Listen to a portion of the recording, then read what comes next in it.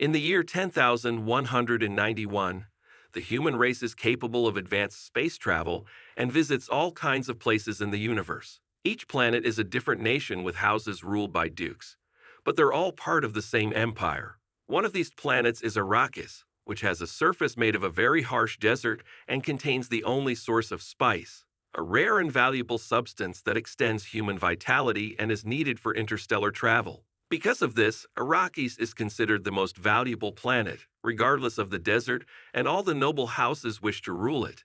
Spice harvesters, that the locals call outsiders, come to Arrakis to ravage the land during the night to avoid the heat of the day. These outsiders have treated the local people cruelly as they've colonized the planet for its supply of spice. The Harkonnen family came to the planet many years ago and currently controls the spice production, which has made them richer than the Emperor. The locals, known as the Freemen, always try to attack the spice harvesters in an effort to drive them away, but these warriors are never strong enough to win. However, one day the Emperor sends a decree that kicks the Harkonnens and their people out of the planet, but nobody knows why. Meanwhile, in Caladan, Lady Jessica and her son Paul of House Atreides are having breakfast. Jessica wants her son to practice a power known as Bene Gesserit and tells him to use the voice, which should allow him to mind control people. Paul tries to use it on her and fails, but Jessica reminds him it takes years to learn. She also asks if he's had any dreams, and Paul thinks about the visions of a girl called Chani, but he lies and says no. After his meal, Paul learns more about Arrakis, which is plagued by powerful sandstorms and giant sandworms. Long exposure to spice has given the Freemen their characteristic blue eyes, and they consider spice to be sacred. However, the Emperor uses spice to help navigators travel the stars. Sometime later, Paul and his father, Duke Leto, welcome the Herald of the Change, who has come with orders from the Emperor. House Atreides will take control of Arrakis and serve as its steward. Duke Leto accepts and seals the deal with his ring. Afterward, Paul meets with Duncan, the swordmaster of House Atreides. Paul asks Duncan to take him to Arrakis with him and his team, but Duncan declines, saying he'd be court-martialed. Paul tells Duncan about the premonitory dreams he's had of Arrakis, explaining he's seen Duncan with the Fremen and dying in battle. However, Duncan still says no because he doesn't believe in the dreams. Refusing to give up, Paul goes to see Leto to ask for permission to go with Duncan, but Leto also refuses because Paul must be at his side when the family arrives in Arrakis. He fears a war is coming. That's why he sent Duncan ahead with a team to try to forge an alliance with the Freemen. Later, Paul trains at sword fighting with Gurney, the War Master of House Atreides, who is angry because Paul doesn't take training seriously and forces him into combat. While using a force field shield to prevent the blades from penetrating, they fight for a few minutes and end in a tie, which would have been a mutual death without the shields. Gurney warns him how vicious the Harkonnens are, so Paul should be ready for war. Meanwhile, in Jidi Prime, the homeworld of House Harkonnen, Rabban visits his uncle Baron Harkonnen to tell him that all of their ships have left Arrakis. Furious, he yells as he wonders why the Emperor did this to them. But the Baron and his right-hand Piter mysteriously say that a gift isn't always a gift. Back in Caladan, Jessica wakes Paul in the middle of the night because Reverend Mother Gaius of the Bene Gesserit School is here and wants to meet Paul. Apparently, Jessica told her about his dreams. First, Dr. Yu checks Paul's vitals, and he uses the chance to whisper to Paul that while the Bene Gesserit claim to serve the greater good, they also serve their agenda. Then Yu tells Paul's heart is strong, and Jessica uses sign language to ask him to keep the secret. On their way to see the Reverend Mother, Jessica uses sign language again to tell Paul to remember his training. When they enter the room, Reverend Mother Gaius orders Jessica to wait outside, and Jessica tells Paul to do everything Gaius says before leaving. Paul is angry that Gaius gave an order to his mother, but she uses the voice to draw him closer and force him to his knees. Then Gaius instructs Paul to place his hand in a box as she holds a poison needle to his neck. If he takes his hand out of the box before she tells him to, she will kill him with the needle. Paul begins feeling unbearable pain. But as Jessica recites the litany against fear, he starts seeing his visions of the desert and keeps his head up. Paul passes the test and is allowed to take out his hand, which is uninjured. Gaius tells him that if he had been unable to resist his impulses, like an animal, she would have had to kill him because he has inherited too much power from his mother. Then she asks him about his dreams, so Paul tells her about the girl in the desert. Afterward, Gaius leaves, but on her way out, Gaius reminds Jessica that to train a man for the Bene Gesserit was against the rules. That's why Paul had to be tested. It turns out Jessica had been instructed to bear only daughters, but her pride made her believe that she could give birth to the chosen Messiah. After Gaius leaves, Jessica turns to discover that Paul overheard their conversation. He accuses the Bene Gesserit of steering the Imperium's politics from the shadows, but his mother tells him there's more to it than that. The Bene Gesserit has worked for generations to bring forth the One, a mind powerful enough to bridge space and time, the past and the future. They believe Paul might be that person, but Paul is sad that he's just part of a plan. Soon the family packs everything up and arrives in Arrakis. They are greeted by cheers from the Freeman, and Paul wonders what they're saying, so Jessica explains they're calling him Messiah in their language. After a long flight over the desert, they make it to the city of Arrakeen, which is protected by a wall from the weather and the sandworms. In his room, Paul learns more about the planet. To avoid attracting sandworms, the Fremen cross the desert using the Sand Walk, a special walk that mimics the natural sounds of the desert. Suddenly, Paul notices a tiny floating machine used by assassins entering through a small hole in the wall. The device flies toward Paul only to stop as they stare at each other. When a servant enters the room, Paul snaps out of it and grabs the device in his hand, crushing it. Afterward, the guards are alerted, and they find the assassin dead inside a wall. He'd been cemented into a crevice 6 weeks before and had been waiting for the right time to strike. Meanwhile, a Bene Gesserit sister meets with Baron Harkonnen and Piter to bring a message from the Emperor, who has promised to strengthen Harkonnen's forces with his elite military force, the Sardaukar, but nobody can know about it. The sister also tells them that they may kill Leto, but that Jessica and Paul must be kept alive. Harkonnen gives his word that he will not harm them, but after she leaves, the Baron tells Piter to kill the whole family anyway. Sometime later, Leto and his council decide they will have to inspect the spice silos because it seems they were sabotaged by the Harkonnens, so they'll have to wait for the Judge of Change to oversee the process. At that moment, Duncan arrives and tells them about his mission. He lived with the Fremen for 4 weeks and learned that there are millions of them on Arrakis, some located in tunnels below ground that Harkonnen didn't know of. Duncan has also brought Stilgar, the leader of a Fremen tribe, to meet the Duke. After Leto greets him, Stilgar spits on the ground, but this is a sign of respect in his culture, and Leto returns the gesture. Stilgar tells them that they are outworlders who take spice and give nothing in return, so Leto responds that he knows the Fremen have suffered and promises his people will leave them alone. Stilgar accepts this as honorable and turns to leave, but Paul asks him to stay. Sadly, Stilgar can't stay, but he tells Paul in his language that he recognizes him. Afterward, Duncan shows them some of the technology he's borrowed from the Fremen, including a paracompass, which can tell direction despite magnetic interference. Sometime later, Leto and his people meet the Judge of Changer Kinds, and her attitude almost gets her killed by the guards. She proceeds to inspect the stillsuits they're wearing to make sure they're in good condition. Otherwise, they won't survive in the desert. Suddenly, Kynes notices the way Paul is wearing his boots in a non-standard fashion and asks who taught him to do it. But he says it just felt like the right way. A harvesting crawler is harvesting spice from the surface while a spotter is on the lookout for sand waves that indicate worm activity. The worms travel deep, but they're attracted by noise and vibration. They can't use shields because those attract worms too. At that moment, Leto spots a sand wave, and Kynes calls for a carryall to retrieve the crawler. The carryall arrives and lands on the crawler, but a malfunction causes the carryall to fail at picking up the crawler. This means the crawler's crew is in danger, so Leto decides that they will use the 3 aircraft to save them. As soon as the aircraft land near the crawler, Leto orders his men to throw out the shield generators to make room. Then he calls out over the radio for the men to leave the crawler and come aboard. The carryall flies away as the worm comes closer, and the crew is guided by Paul toward the aircraft. However, he suddenly freezes when he falls into a trance. Leto is about to take off when they realize Paul isn't on board, and the worm is almost there. Now Paul falls to his knees and hears weird words in his mind before he starts whispering to himself. Luckily, he's pulled from his daze by Gurney, and together they begin running only to be knocked down as the worm starts to break the surface, causing the sand to sink in. The duo quickly regains their feet and makes it to the aircraft, which flies away as they watch how the sandworm swallows the crawler whole. Back at the base, Leto tells Kynes that she must realize that the Harkonnens left them faulty equipment to ensure that they fail, but she says the carryall was merely old.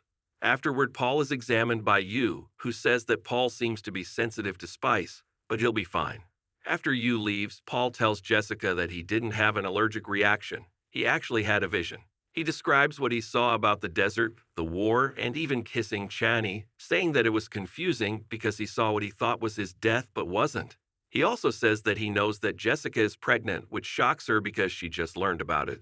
Meanwhile, on the planet Salusa Secundus, the Sardaukar army is getting ready to depart under Piter's observant eye. In the evening, Yu visits Paul and leaves him something to drink, which secretly has a sedative.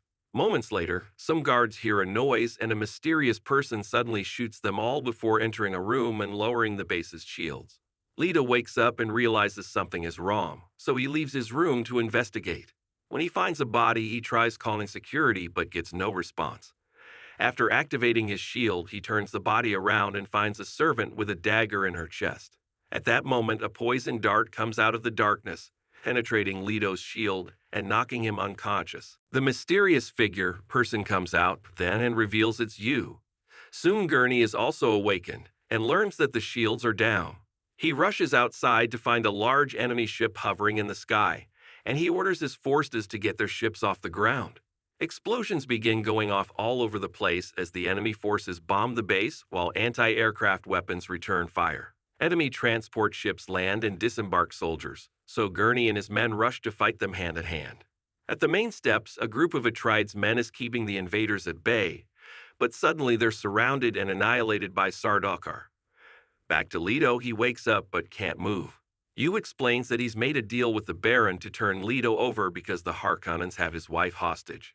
After getting Leto's ring for Paul, Yu implants a false tooth in Leto's mouth.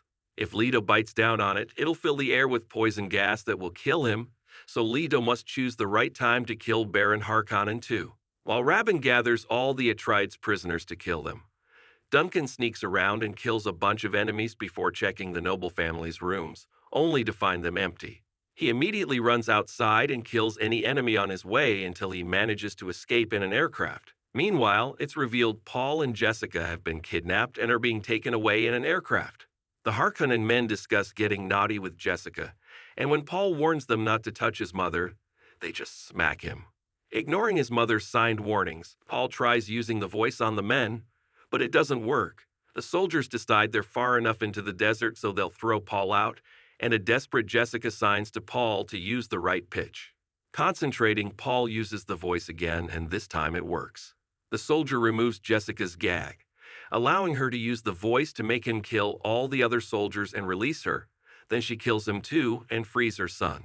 Soon the aircraft lands in the desert, but the enemy manages to cripple it remotely, so Paul and Jessica can only watch how the city burns in the distance. Then they find a survival kit with a note from Yu saying this kit has an Atrides beacon. Paul also finds his father's ring and a tent.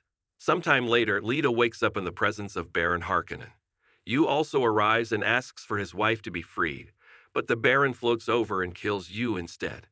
Then Harkonnen tells Leto that his family is dead and that his house has fallen, causing Leto to start whispering. The Baron activates his shield and leans in to hear him better, and Leto bites down on the false tooth to release the poison gas. Several guards die while a few run out and shut the door. Afterward, men in protective suits enter the room and discover the Baron is alive on the ceiling. Back to Duncan, he lands his aircraft and finds Kynes and yells at her for not warning them. But Kynes says she's a judge and must stay neutral. However, Duncan points out that House Atrides was sent to Arrakis to die, so there's no neutrality here. Out in the desert, Paul and Jessica hide in the tent while the Atrides beacon sounds regularly. Paul accidentally absorbs some spice and has another vision of Chani, who shows him a great battle in which Paul is fighting in a full suit and has blue eyes. Suddenly, he becomes agitated as he tells Jessica that he sees a holy war spreading across the universe, fought under the Atrides banner. When Jessica tries to calm him down, he reacts angrily, telling her that the Bene Gesserit made him a freak. She tries again and manages to hug him as he says he knows his father is dead. Suddenly, the beacon alerts them to something upcoming, so the duo leaves the tent, which has been covered in sand. At first, they think a mouse caused the alarm, but at that moment an aircraft lands with Duncan and Kynes, and Duncan kneels for Paul as he calls him Duke. Eventually, they arrive at an old ecological testing station where they can hide from the incoming storm. Paul tells Kynes that the great houses fear precisely what just happened to the Atreides, and only together they stand a chance against the Empire. When he mentions that the Fremen believe in the Messiah, Kynes says this is just superstition, but Paul begins mentioning things about her he shouldn't know and says that he's seen her dream. He also says that as emperor, he could make Arrakis into a paradise. At that moment, the enemy finds the station and a battle starts between them and the Fremen guards. Duncan hears the noise and opens the door to find the battle in the hall, so he salutes Paul before going out to join the battle, locking the door behind him. Duncan fights with amazing skill and brings down a few men, but sadly he's outnumbered and eventually falls. Meanwhile, Kynes makes Paul and Jessica follow her through a back door. The enemy soldiers fire through the locked door, so the trio has to dodge the attack as they run. Suddenly, Duncan reveals he's alive and attacks the soldiers, giving his friends a chance to escape before he dies for good. Once outside, Kynes tells Paul and Jessica to escape in the aircraft, giving Paul advice on how to fly through the storm and find the Freeman. Sadly, there's no room for her to come to. As the duo flies away, Kynes plants a thumper that sends vibrations to attract a sandworm that she intends to ride. Unfortunately, she's found and killed by Sardaukar soldiers, but before she dies, she bangs on the ground. The sandworm soon arrives and swallows them.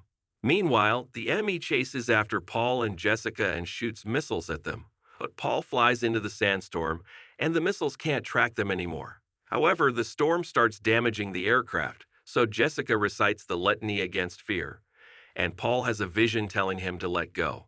Paul releases the controls and lets the storm guide the aircraft, but when they make it out, the wings fall off and they make a crash landing. Thankfully, they survive, and after putting on the stillsuits, they begin wandering to find the Freeman.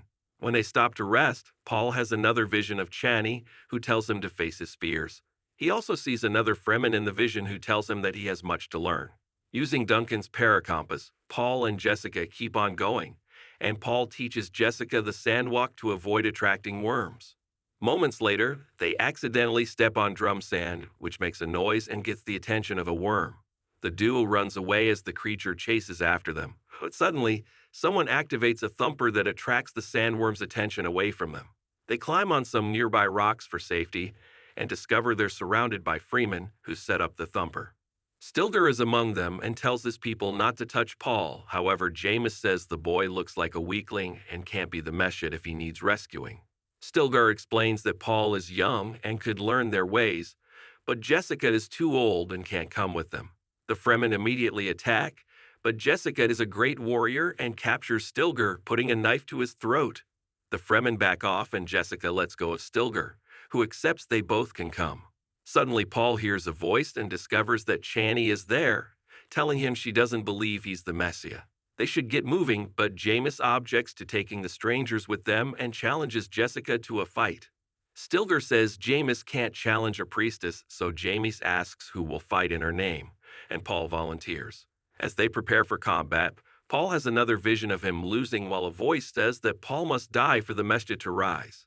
Chani comes over and tells Paul that she wants him to die with honor, so she lends him a blade made out of worm teeth. Then Paul and Jameis begin to fight. Paul quickly gains advantage and puts his blade to Jameis's throat, asking him to yield because he's never killed anyone before. Stilgar says there's no yielding and that one of them must die. Jameis fights ferociously, but again and again, Paul overpowers him without killing him. When a vision suddenly takes over Paul's mind, Jameis knocks him down. However, Paul is finally accepting his destiny and gets up to deal a killing blow. Afterward, Stilgar says that Paul is one of them now, while Jessica insists that Paul needs to get off the planet. However, Paul disagrees, saying that his father came to Arrakis, not for spice or riches, but for the strength of the Freeman. He says that his own road leads into the desert, and if the Fremen will have them, they will come. As the group heads into the desert, Paul and Jessica watch a Fremen ride a sandworm using hooks. Then Chani tells Paul that this is only the beginning.